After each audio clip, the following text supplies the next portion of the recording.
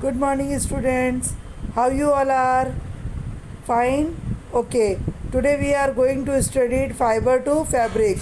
मतलब धागे से जो है वो फैब्रिक कपड़ा कैसे बुना जाता है और किस किस तरीके से हमें किस किस कपड़ों में कौन कौन से तरह के धागे प्रयोग में लाए जाते हैं उसके बारे में इसमें बताया हुआ है.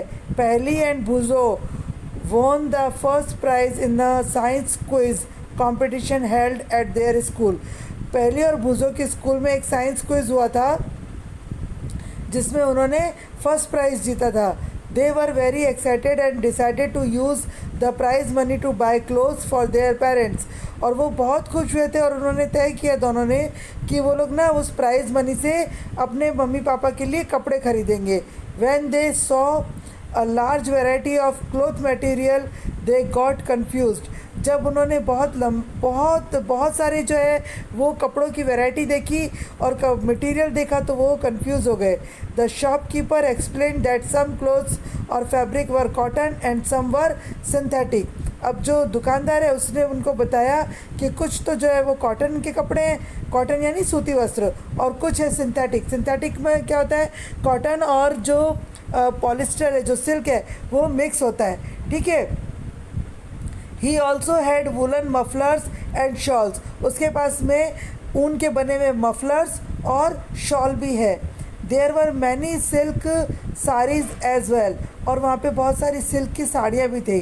पहली एंड भूजो फेल्ट वेरी एक्साइटेड. पहली और भूजो जो है वो बहुत एक्साइटेड थे. ठीक है, बहुत खुश हो रहे थे. They touch and felt this different fabrics. उन्होंने उसको फैब्रिक को छुआ और वो अलग अलग तरह के फैब्रिक को महसूस कर रहे थे. देखिए, कॉटन को अगर आप छुएंगे ना तो कॉटन थोड़ा रफ़ होता है. सिंथेटिक को छुएंगे तो वो बिल्कुल हाथ में मुलायम जैसा लगेगा, ऐसे लगेगा जैसे हाथ में से स्लिप हो रहा है. ठीक है.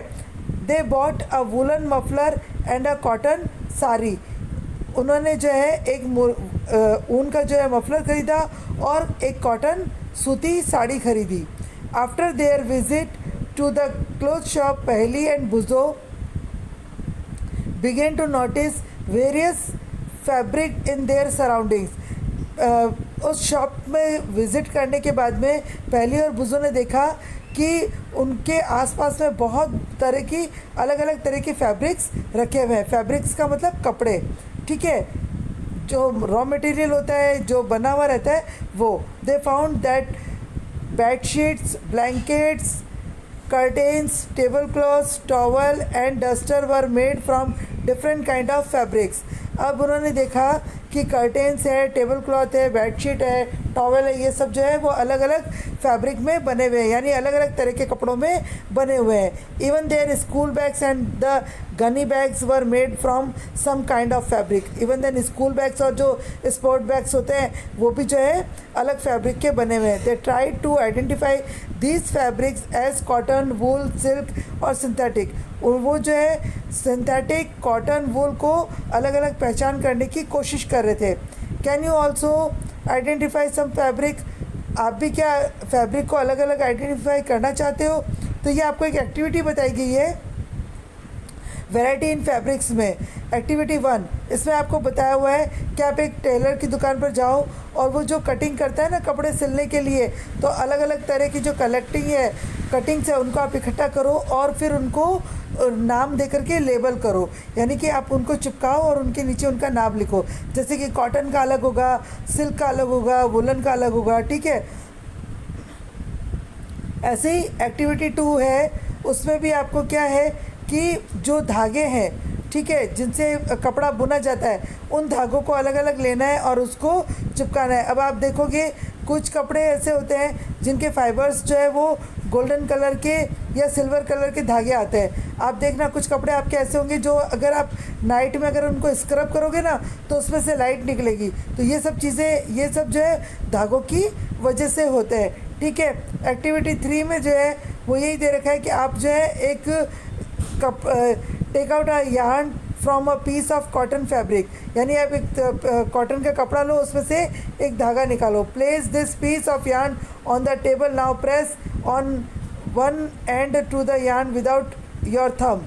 अपनी थंब को बिना टच की उंगली से उसको प्रेस करो. Scratch the other of the yarn along its length with your nail and show अब वो क्या होगा, आपके उसमें से निकलने लग जाएगा। ये देखो नीचे जो धागा बता रहे हैं, ठीक है। तो इस तरीके से आप कपड़े में जो है वो धागे को देख करके और कर सकते हो। अब आप देखो नेक्स्ट कि इसके अंदर जो है अलग अलग धागों से अलग अलग पहचान की जा सकती है, ठीक है ना। जैसे फैब्रिक अलग है, जैसे कि कॉटन अलग है, पॉलिस्टर अलग है, नायलॉन अलग है, ठीक है, ऐसे। तो अभी आप इसमें देखोगे सम प्लांट्स फाइबर। अब आप यहाँ पे पढ़ने जा रहे हो कि हमें प्लांट से कौन कौन से फाइबर्स मिलते हैं। यस, हमें प्लांट से भी फाइबर्स मिलते हैं, ठीक है। देखो इसके इसी रेंज में आप पढ़ रहे हो cotton. Have you ever made wicks और फॉर ऑयल लैम्प्स? क्या आपने जो है वो ऑयल लैम्प्स के लिए जो है वो बनाया है, विक्स बनाया है? अपन बाती बनाते हैं ना, जो लैंप में लगाते हैं, उसके लिए बात कर रहे हैं। तो आप क्या देखते हो, मतलब उसको मतलब वो उसको अपन बना करके लगाते हैं विक्स को, तो वो फिर उसमें रुई का वो बाती लग जाती है ना। फिर हम उसको आराम से जोत जला सकते हैं, जोत लगा सकते हैं। तो this cotton wool is also use for filling mattress, quilts और पिल्लोज। अब ये कॉटन जो है वो क्या बनाने के काम आती है? मैट्रेस बनाने के काम आती है, यानी गद्दे, पिल्लो, ये सब इससे बनाए जाते हैं। आप देखना आपके घर में जो गद्दे बने हुए जिस पे आप सोते हो, या पिल्लो जो आप सिर के नीचे लगाते हो, क्विल्ट्स जो लगाते हो, उसमें सब में अंदर कॉटन भरी जाती है। Take some cotton wools, pull it apart and look at its edge. अब आप एक कॉटन का वूल लो और उसके एज को देखो। What do you observe? The small thin strands that you see are made up of cotton fibers। अब cotton fibres जो है ऐसे जो है आप देखोगे कि बिल्कुल थिन है, पतला सा है, गोल गोल छोटा सा है, और आप उसको अलग तरह से देखोगे तो अलग अलग धागे निकलने शुरू होंगे। Where does this cotton wool come from? ये कॉटन वूल कहाँ से आता है? It is grown in the fields. ये खेतों में उगाया जाता है। Cotton plants are usually grown at places having black soil and warm climate. अब कॉटन जो है, कॉटन प्लांट्स यूजुअली कहाँ पर ग्रोन किए जाते हैं? जहाँ पर जो है वो काली मिट्टी होती है और वहाँ का जो क्लाइमेट है, जो वातावरण है, वो कैसा है? गर्म होता है। Can you name some state of our country where cotton is grown? क्या आप अपनी कंट्री के कुछ ऐसे राज्य बता सकते हो जहाँ पर कॉटन पैदा होता है? The fruit of the cotton plant, cotton bolls are about the size of a lemon. अब लेमन की साइज़ का जो है वो कॉटन बॉल्स कॉटन प्लांट में लगता है। After maturing the bolls burst open and the seeds covered with cotton fibres can be seen. अब वहाँ पर उसको मर्चर्ड किया जाता है और उसके बाद में बॉल्स बस्ट होते हैं, फिर वो सीड्स में कन्वर्ट होते हैं और वहाँ पर हमें जो है वो कॉटन फाइबर देखने को मिलता है। Have you ever seen a cotton field that is ready for picking? आपने ऐसे कॉटन के खेत देखे हैं जो बिल्कुल जो है पिकिंग के लिए तैयार है, यानी कि कटाई के लिए तैयार है। From these balls cotton is usually picked by hand. ये जो कॉटन बॉल्स है यूजुअली कैसे तोड़े जाते हैं, कैसे कलेक्ट किए जाते हैं? हैंड्स के द्वारा। Fibres are then separated from the seeds by combing. अब कॉम्बिंग करके, यानी कि जैसे आप ये देखो पिक्चर में दिखाया गया है, ये कंघे की तरह कॉम्बिंग कर रहा है ना, ऐसे इसको निकाल करके जो है उसको सेपरेट किया जाता है बीजों से। This process is called ginning of cotton. इस प्रोसेस को क्या बोलते हैं? गिनिंग ऑफ द कॉटन, यानी कॉटन को सीड से अलग करना। Ginning was traditionally done by hand. These days machine are also use for ginning. Traditionally पारंपरिक तौर पे तो क्या होता है, गिनिंग जो है वो हाथ से किया जाता है, लेकिन आज की डेट में क्या है, मशीन्स वगैरह आ गई है। सेम प्रोसेस है जूट के लिए, ठीक है। आप जूट में देखो, jute fibres is obtain from the stem of the jute plant. देखो जूट प्लांट के ऊपर जो है ये जूट लगता है। It is cultivated during the rainy season. और इसकी खेती कब होती है?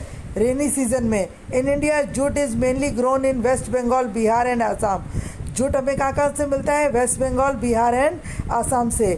The jute plant is normally harvested when it is at flowering stage. ये हार्वेस्टेड होता है और नॉर्मली क्या होता है, फूलों की तरह इसमें फूलों की तरह स्टेज होती है इनकी जब ये मिलता है। The stems of the harvested plants are immersed in water for a few days. इस प्लांट को हार्वेस्टेड करने के लिए इनको कुछ टाइम के लिए पानी में रखा जाता है। The stem root and fibres are separated by head. अब स्टेम रूट और फाइबर्स को हाथ से अलग अलग किया जा सकता है, ये देखिए, ठीक है। To make fabrics all this fibre are first covered into yarns. How it is done. अब आप इसमें पढ़ोगे स्पिनिंग कॉटन यार्न के बारे में। यहाँ तक के चैप्टर में अगर आपको कोई दिक्कत है तो आप बोलेंगे, नहीं तो इसको यहाँ तक पढ़ेंगे। नेक्स्ट जो है एक्टिविटी पढ़ के रखेंगे और फिर इसमें एक्टिविटी 4 जो है वो पढ़ के रखेंगे। फिर आप मुझे बताएंगे कि इसके अंदर क्या बताया हुआ है, ठीक है। Okay, thank you, bye bye.